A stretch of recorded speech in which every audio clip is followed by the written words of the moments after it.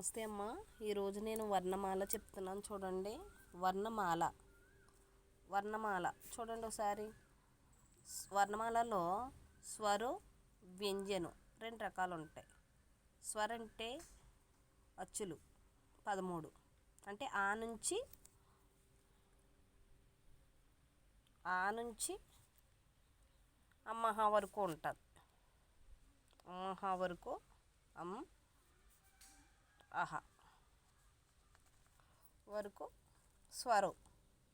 వ్యంజన్ అంటే కా నుంచి హా వరకు, కా నుంచి హా వరకు వ్యంజన్. సంయుక్తాక్షर చూడండి ఒకసారి. संयुक्ताक्षर दो व्यंजनों के मेल से संयुक्ताक्षर बनता है. రెండు వ్యంజనలు కలిపినట్లయితే అది సంయుక్తాక్షరం ఏర్పడుతుంది. వ్యంజనం అంటే ఏంటి అసలేని? రెండు హల్లులను కలిపితే సంయుక్తాక్షరం ఉంటుంది. చూడండి, ఇక్ ప్లస్ షా క్షా అయింది. ఇత్ ప్లస్ రా త్రా అయింది. ఇజ్ ప్లస్ జ్ఞా జ్ఞా అయింది. చూడండి, సరిగ్గా చూడండి ఒకసారి. రెండు వేరు వ్యంజనలను కలిపినట్లయితే సంయుక్తాక్షరం ఏర్పడుతుంది. రెండు వేరు హల్లులను కలిపితే సంయుక్తాక్షరం ఏర్పడుతుంది. అదే ద్విత్వాక్షర్. చూడండి, ద్విత్వాక్షర్ అంటే ఏంటి?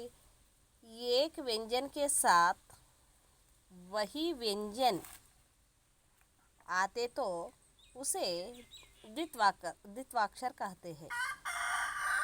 ఒక వ్యంజనంతో కలిపినప్పుడు, అదే రకమైన వ్యంజనం కలిపినప్పుడు దాన్ని ద్విత్వాక్షరం అంటారు. ఒకే టైప్లో ఉన్న అక్షరాలు కలిపితే ద్విత్వాక్షరం అంటాం. చూడండి, ఒక వ్యంజనంతో పాటు అదే రకమైన వ్యంజనం కలిపినట్లయితే దాన్ని ద్విత్వాక్షరం అంటారు. ఇక్కడ చూడండి ఉదాహరణ.